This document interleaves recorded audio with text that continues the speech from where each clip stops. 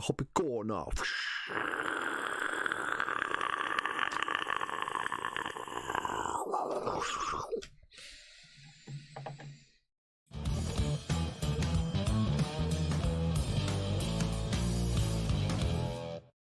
Hello again.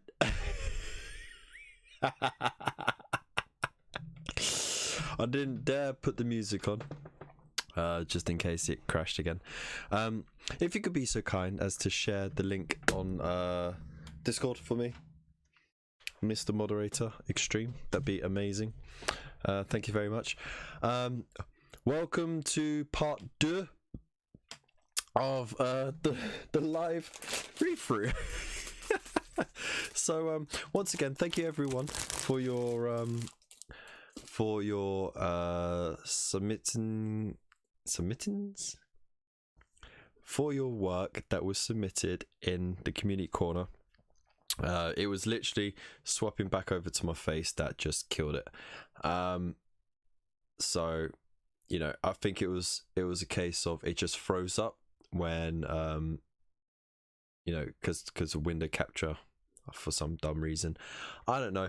Either way, it froze on my face. I didn't realize, and I kept chatting, and then like, of course, there's a time delay between what you see and what I've said, so I must have been chatting for a good minute before you guys like started sending the messages on my screen. So but apparently it broke when I said, right, I'll swap it to my face now.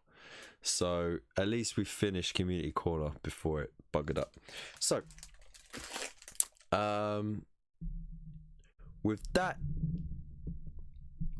in mind, shall we have a look at issues 21 and 22? I'm really excited because I haven't gone through these and I haven't looked at the sprues yet. So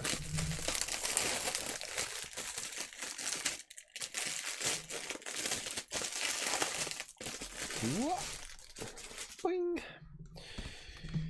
So thank you for those who have tuned back in, by the way. Appreciate it massively. And it's for these types of problems that can happen sometimes on live stream, which you know, proves that being subscribed to the channel does indeed help.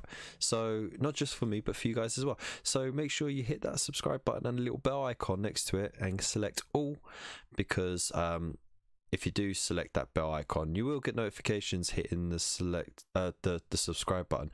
But if you hit that bell icon and select all, then it won't just randomly select which videos and shows you will see. You'll see all of it and then you won't miss anything.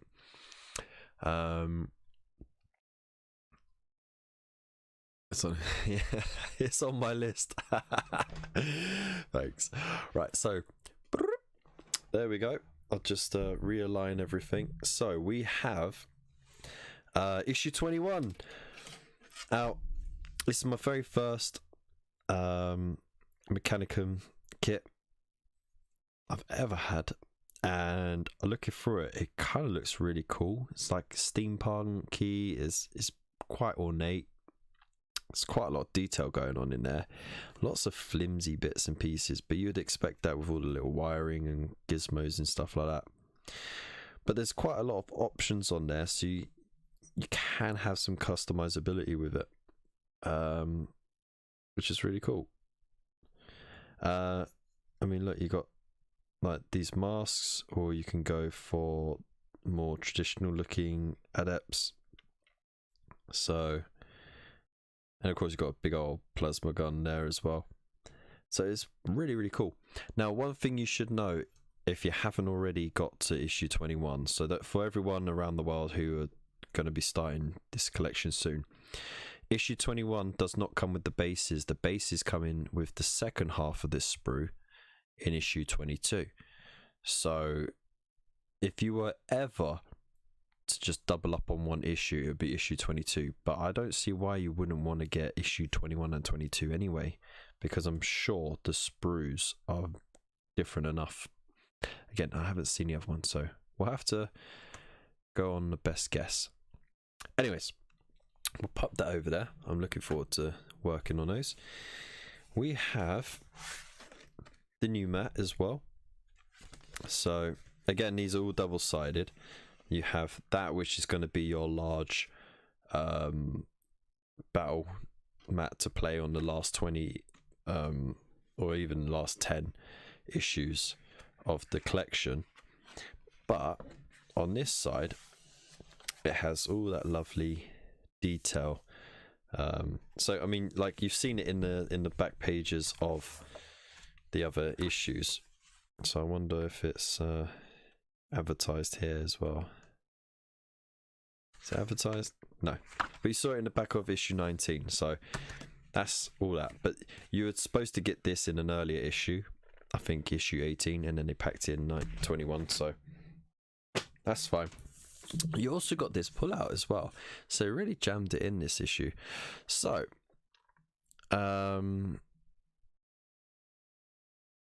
let's have a quick look at this, shall we? So you got the Prior Nexus. So in the wake of the Great Rift, the Adeptus Terra struggled to re-establish contact with many systems across the Imperium Sanctus. The largest of these dead zones lay in the galactic northwest quadrant of the Nephilim sector, and would become to be known as the Prior Nexus. Ooh. So across the Prior Nexus, an eldritch force radiates from the Zendu system. This force stretches like a shroud of crawling unease that settles over world after world. Those planets engulfed are swiftly rendered stilled. That is disturbing, isn't it? They're rendered stilled. One by one, living minds are smothered and souls snuffed out. Warp travel within the Prior Nexus is massively slowed, with navigators unable to sense the tides of the warp. Astropathic communication is also stifled. Only faith has been shown to stave off the effects, and even this is only a temporary reprieve. So there you go. Essentially, the Necrons have got these massive obelisks in the area that's sort of radiating this null field, and it's their way of combating the effects of the warp. But it has this other effect on all sentient beings that have some kind of psychic connection or latent psychic abilities. So yeah, it can do that. How can I show you all being, as I can't link you to my work or YouTube stuff? Well, hop over to Discord, dude, and then you can share your stuff there. Or you can contact Wolfenstone, and he can share it. Yeah. So there you go. There's that. On the back, Imperial forces. Those tasked with reconquering the Prior Nexus are drawn from many factions of the Imperium's armed forces. Only by working together can they hope to defeat their Necron foes. You've got the Space Marines, the Adeptus Sororitas, and the Adeptus Mechanicus. So, big, super killy dudes. Nuns with guns. Dudes who like toasters. There you go. What have we got? If you wanted to know factions within a second, that is it. The Indomitus Crusade. So this whole thing with the Great Rift set Mr. Gilliman on his Indomitus Crusade to go back and reclaim those lost systems through the massive warp stones and stuff like that. And yeah, they came across this sector and they need to deal with it. So we don't need to really read that, because we've been reading that essentially for throughout the issues so far.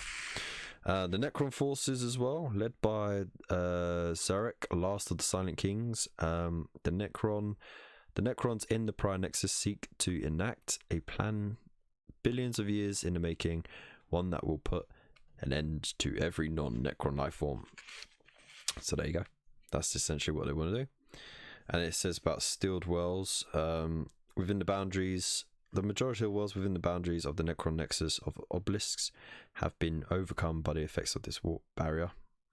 And one by one, the mines are smothered. Blah, blah, blah, blah. All that stuff. Okay, here's the galactic map. Just cut down a bit. So you can see there's the Great Rift there. There's Cicatrix Maledictum. There's Cadia over there. For those who, you know. Vigilus is over here. That's basically the new Cadia, essentially. It's where everyone's fighting over. One of the few safe places to cross. Oh, Fenris is over there. So Fenris is not that far. Armageddon's over here. There's Terra Mars. Oh, hang on. I forgot how to read. That's okay. So this is just following the Indomitus Crusade. Okay, so you got the Fleet Secundus over there, the Primus fleets over here, doing what they got to do, and there's the Tertiary fleet over here, reconquering this area. But this battle group, Kalides, is what found the Prior Nexus and is starting to sort stuff out there. And then here's the Prior Nexus on closer inspection.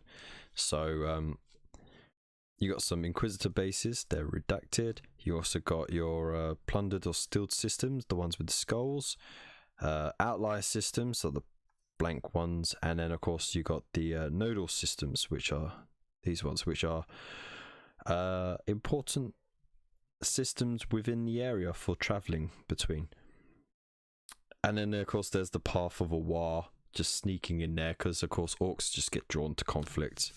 They just boom. So that's pretty cool. Good bit of toilet reading as well. Can't get mad with that at all.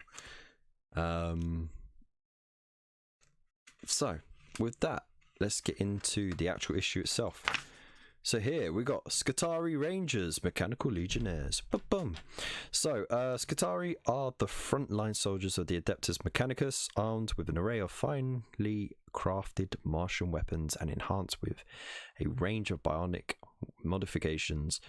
They are capable of fighting in the most extreme conditions and securing victory for their forge.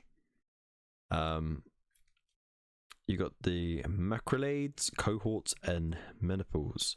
So a Forge World's forces are organized into forces known as Macrolades. Each Macrolade is formed of 4 cohorts, and each cohort contains 4 smaller formations known as Maniples. Each Manipule may contain up to 6 squads of Skitarii. There we go. Easy maths. Units in the Manipule are identified by a common Manipule sigil. This icon is often borne by the unit Alpha along with a skull symbol that denotes their status. Cool. So they've got their bionics, galvanic rifles, which are pretty cool. What's this? The Transuranic Arquebus. It's just a big old fancy sniper rifle, essentially. There's the Alpha. And there's a enhanced data tether, so that's the old communication thing there as well.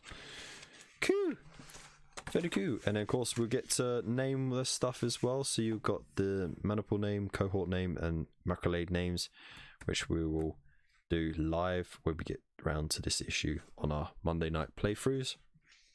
And then I can name the Alpha and the dude with the sniper as well. And we can even sort out a Manipule sigil as well. And then we got Adeptus Mechanicus names. So we get another name chart, which is pretty cool. First name is all the different sort of Greco-Roman sort of sounding names, you know, like names of the alphabet and stuff like that, and then of course followed by numbers. So it's very random, by the way, but yeah, it works. So you can have fun with that. And over here, it shows you how to roll a D33, which is handy. You also got Tech Priest's heroic titles as well. I mean, they're all very grandois, sort of self-blowing names like Supreme and Master of and of Blessed Technology and stuff like that. And then you got the Adeptus Mechanicus Maniple epithets.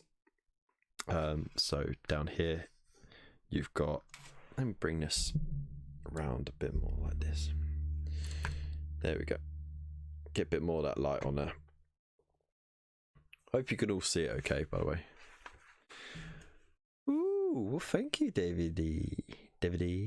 Oh, weren't you a subscriber already? Why weren't you subscribed? Terrible. So yeah. So what have you got here? The maniple epithets. So the Dauntless, the Cowed, the Indomitable, and then of course you got names like Brotherhood, Scythes, Conquerors, and stuff like that. So all fun names if you can't think of anything yourself, or if you haven't got like a fantastic group of people who watch your live shows who give very silly and sometimes very imaginative names for suggestions. Then we got the Adeptus Mechanicus themselves. This is page 1 of them, so very important. The Adeptus Mechanicus wield strange and arcane technology, weapons of phenomenal power. They prize knowledge above all things, and without a second thought, they will shed oceans of blood, both the enemy's and their own, in the endless crusade for its acquisition. That sums them up pretty much. The fanatically devoted cybernetic warriors. They just, yeah, they like to find lost technology, alien tech. They love alien tech, though they're not supposed to like alien tech. And they also produce pretty much all of the armaments for the Imperium as well. So there we go. And it's got a bit here about the disciples of the machine god. So all who belong to the Adeptus Mechanicus worship the machine god. The tech priests claim that this divine being gave rise to all technologies, granting humanity the knowledge required to create them. A little bit of a spoiler, but it's not really a spoiler. The machine god is actually a Catan, which was trapped, imprisoned within Mars by the Emperor himself. And it's sort of like hinted that, you know, the St. George legend or mythos came from that encounter of, you know, it was the Emperor slaying the dragon, hence the Void Dragon. And then he buried the Void Dragon on Mars, knowing that one day he would need a civilization that was heavily technologically invested, so that he could unite between Earth and that force and then be able to spread throughout the stars. So he had a lot of forward planning, and you're looking at thousands of years ahead. So there you go. So they hail from Mars. It is the first of the Forge Worlds, and it rose to power in the wake of Age of Strife, a period of chaos and destruction during which the vast majority of humanity's knowledge was lost to the ravages of war and barbarism. So they held on to all of that. They kept cultivating it, improving, and then when the Emperor had the Unification Wars, came over to Mars and was like, hey, yo, I'll let you keep doing your thing about the machine god, even though we're sort of wiping out all religions and superstition, and in exchange, can we have a partnership? They were like, hell yeah. And so they did. So there you go. So that's pretty much them. Moving on, we got Crimson Doom. So we got a new story here.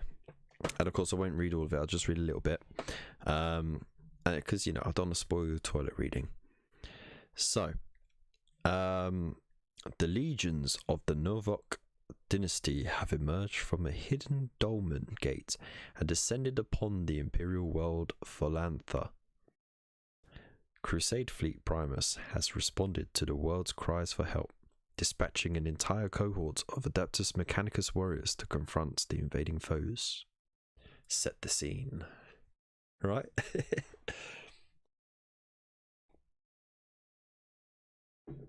Right. So, Sexus 155.51, Skitarii Ranger, Alpha of the 4th Maniple, 2nd cohort of Mars's 10th Macrolade, reloaded his radium pistol and gestured forward, sending his rogue warriors into the thick of the fighting. The chants of his tech priest superiors filled his audio receptors. Their calming tones fill. Nah, I can't read like that. I can't read like that at all. Yeah, we do need to get Hangouts going on Discord, definitely. Once things settle down with moving and stuff. Subject to credit checks, by the way. We're very, very close to securing a new place. Woohoo! That's a bit of good news there. So yeah. Sexos 155.51, Skitarii Ranger Alpha of the 4th Maniple, 2nd cohort of Mars's 10th Macrolade, reloaded his radium pistol and gestured forward, sending his robed warriors into the thick of the fighting. The chants of his tech priest superiors filled his audio receptors, their calming tones filling his warriors with religious fervor. The lumbering Xenos phalanxes closed in around his rangers, firing their Gauss weapons and awkwardly clubbing at any Skitarii warrior who moved within range. The Imperial forces were overwhelmed. The smoking remains of an entire Astra Militarum armoured regiment lay scattered across the battlefield. The smoking hulls of Lehman Russ tanks and Chimera armoured transports crackling and popping as their ammunition and fuel burned.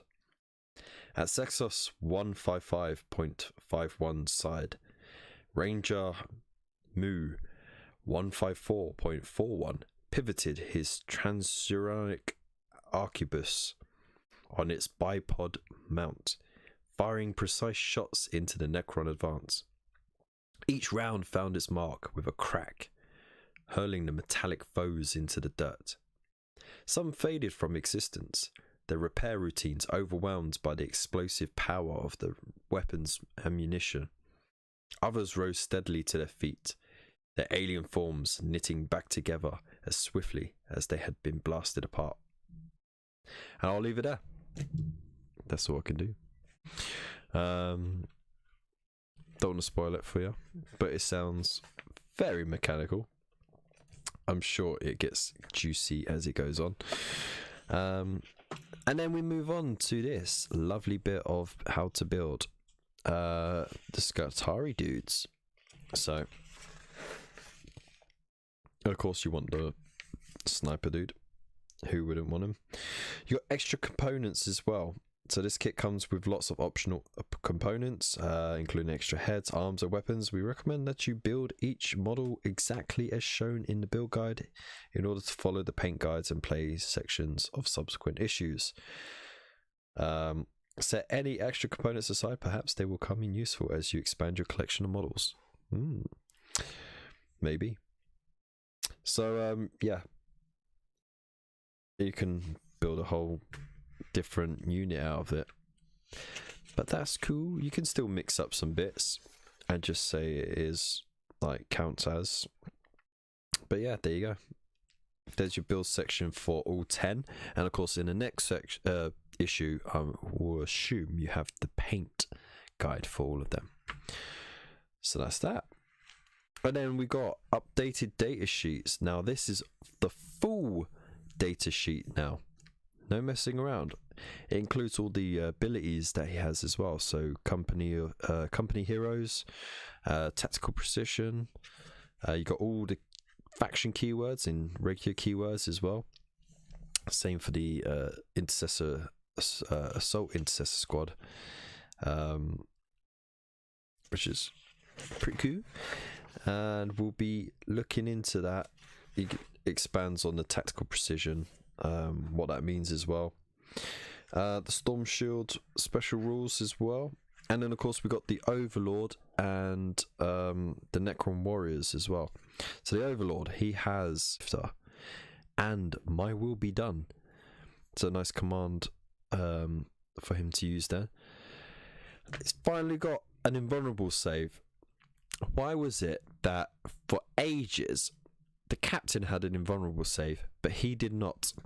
And now he gets an invulnerable save. Watch how these Necrons are going to wreck the Space Marines now. They're going to wreck them. So, you know, there you go. So yeah, and then it'll go over those special rules there as well. How's it got? The number, their number is Legion. Reroll animation protocol rolls of 1 made for this unit. Sweet. Okay. Orbital defense is the name of this scenario. So you got a nice. Oh, you're using the back end of this map. Cool.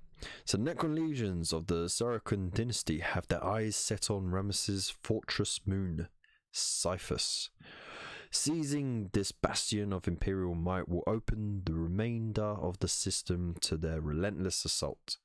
On one of the moon's orbital defense platforms, the invaders clash with Ultramarine defenders.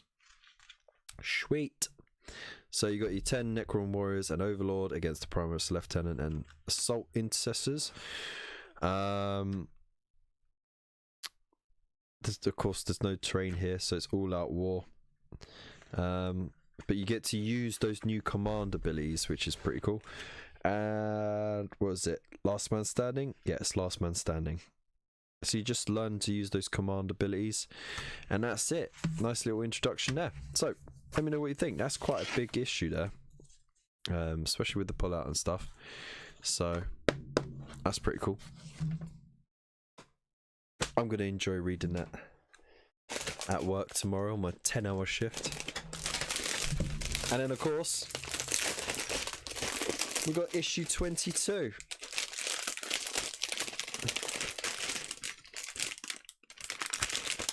Alright. Here you go. Look. It's a double sprue. So, this one is just one sprue. Okay. This is the rest of your dudes with all those extra options as well. So, I mean, there you go. It's the same, it's pretty much the same stuff. All looks really nice though. Some various stuff. I like these helmets though. These helmets with the cogs are pretty cool. But you know, you're not interested in that. You can see that anytime. What you're interested in is all the bases. Bases.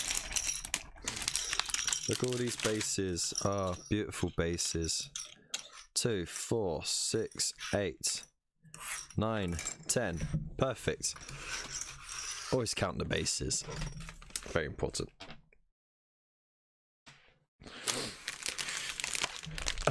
One sprue. Two sprue. 10 bases. 10. There you go. Just for you, Mark. Alright, so no extras in this one, but I think you got enough stuff going there. So, issue 22, paint your Skitarii Rangers, learn about the SAUTEKH dynasty and new data sheets and play through. What? Let's go. So we've got Explorator fleets. The ADEPTUS MECHANICUS Explorator fleets search the galaxy for ancient human machinery and equipment lost during the dark age of technology. These fleets are heavily armed, for the archaeotech they seek often lies deep within their territory of Xenos foes. Woo! And then there's a specific one that they are talking about there, but we don't care about that. We don't care.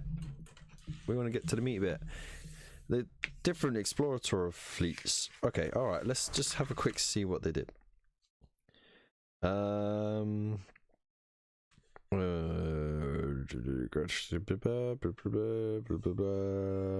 did they find? Did they find anything? Contact with Forge World Lucius every few decades, and such occasions are marked by raising of Scutari cohorts to reinforce the fleet. Okay, cool. They do that. This one, Ventris Sigmata 91, is Martian in origin. Okay, cool. They do a wide arc towards the galactic's unknown western rim, so they go right out into the distance. They're using. It bears a lance of Imperial Knights from House Crest. Cool. The fleet has found itself thrust into a battle against the piratical Eldari. Oh dear. What's this? Explorator Crusade Gents Monopole was named after the near mythical device. It was launched to recover. Gents Monopole has accomplished many great deeds since it being launched from Forge World Greya. Unfortunately, however, the fleet has been unable to recover that which it was raised to seek. In recent times, the fleet has destroyed a dormant Necron tomb world, obliterating the hibernating Xenos before they could awaken. That's a flex. That is a flex, isn't it? And then Omegon Cruciatus 54-9. It's focused upon recording intelligent species in the Trabant cluster. The tech priest cabal who led the fleets set aside their natural hatred for Xenos in favor of data acquisition.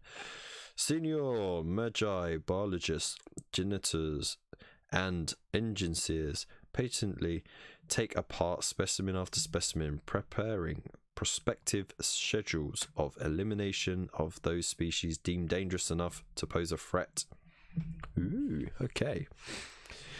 We move on to the SAUTEKH dynasty, ruled over by the pharaoh known as SAUTEKH, Stormlord, from his crown world, Mandragora.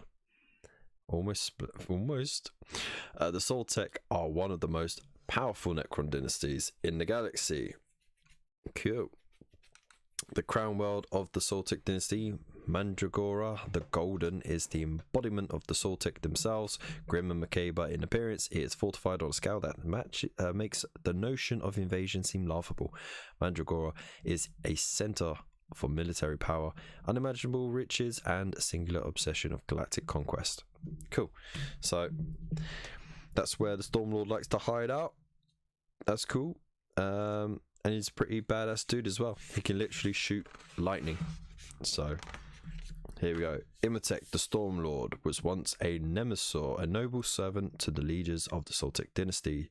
Stormlord grew frustrated with his superior's inability to put aside their personal squabbles and orchestrated a coup that saw him take control of his dynasty. From that date onwards, the new Pharaons shaped the dynasty, the destiny of his awakened dynasty, focusing on the efforts towards unifying the Necron race and ensuring their dominance over the lesser races. Cool. He likes to use terror, and what else does he do? He likes to challenge high-ranking enemies in single combat. He sort of annoyed that the Silent King came back. Also, what it doesn't mention here is that he actually is very frustrated because he's like a top level strategic genius, yeah. But the one race that he just cannot like overcome easily is the orcs, because of their unpredictability. Because, you know, orcs do orcs, you know what I mean? So orcs are a great weakness for him. But all other races, he can sort of nail them down. And then territorial expansionism, we know about that. They just like to go around murdering everything that's not theirs and going, get off me land. We got a new story as well, Crimson Doom. Tech priest Gyra Demeter's code receptors flash to life, a stream of binaric data flowing into her mind. Ranger Alpha Cirxus 155.51 of the 4th mana pool had located the Necron leader. Oh, it's a continuation. I'm so slow right now. Yeah, give me that. Ish. Was it called the Crimson Doom? Okay, well, I'm not gonna read that because I don't want to ruin the story. But this is the second half of that story. That's cool. That'll make it the longest story that we've got in the collection so far. Double toilet reading, winning. All right, now we get to the painting bit. Get to paint some awesome robot dudes that aren't the alien kind of robot dudes. Let's see, how did they turn out? Got some Screamer Pink down on there. Yeah, they're ready for the table. But I mean, at this point, you haven't got all of the paints that you need to really finish them off, like for the glow effects and stuff like that. And we got data sheets. Look at all the stuff that they bloody got. So many rules and abilities to keep up with, but we'll go over all of this on that live stream, so don't worry about it. And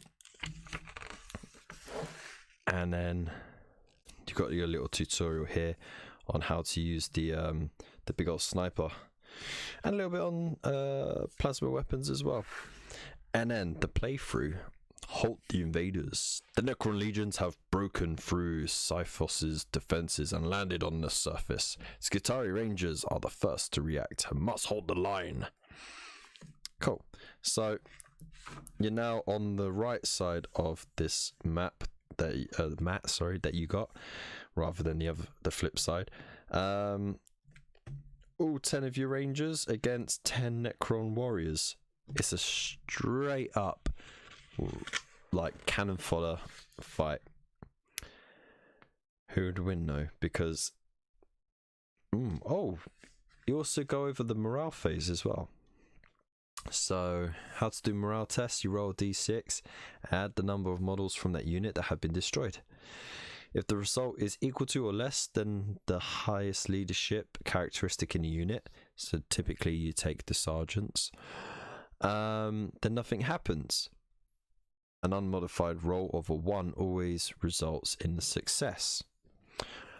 If you roll higher, 1 model flees that unit. The morale test is failed and 1 model flees that unit. You must then take combat attrition tests for the remaining models in that unit. Okay.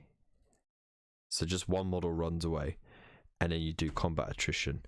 So you roll a d6 for each remaining model in that unit and subtract 1 from the result.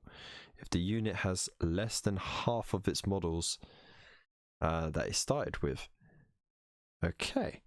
For each result of 1 additional model flees that unit. That's a little bit different to Age of Sigmar, because Age of Sigmar, how they do morale is you roll a d6 and add the number of casualties that unit took, and if it's higher than the if it's higher than was it the number of casualties you lost, or the difference between the number of casualties? I can't remember either way. But if it ended up higher, then for every point higher than your leadership, that was how many casualties you took, essentially. So that's a bit different. So there you go. And then of course you got your little scenario here to play through. So it's a straight up shooting match. You really don't want to get in combat. There's no point. Make sure you get your Reaper guns as close as possible, because they're going to do a lot of damage against the Skitarii. How many wounds does Skitarii have? I assume they'd have 1 wound. Yeah, 1 wound. Okay. And of course, the Necrons have their will be back roll. So that's it, and it's last man standing. Easy peasy. That's an easy issue done. Look at that, beautiful. So let me know what you think about those issues. I know this was quite a stripped down show, so thank you very much for staying around, and thank you very much for joining me on the second half of the live stream after I broke the internet with a gorgeous face. As always, you can reach me in the Discord. The link has been flying around and stuff like that. And yeah, I want to say a massive thank you to each and one of you for joining us, for submitting your work on the community corner, and just being awesome. As always, there are links in the description for Fauxhammer. Go check him out for all his up-to-date stuff. He does lots of other stuff as well, like the Joy Toy releases as well, which he's got an exclusive preview thing too, which is pretty cool. Also, don't forget to check out Element Games for all your hobby needs at great discount. Just use the code, get more points, more money. If you want your Imperium magazines, go hit that link to Forbidden Planet, pre-order all of them, then just get rid of ones that you don't want as they're unveiled. For everything else, you could be super awesome. Just subscribe, like, comment, all that beautiful stuff. It's free to do, and it helps the channel out. And then you could be a super awesome dude, like one of these lot.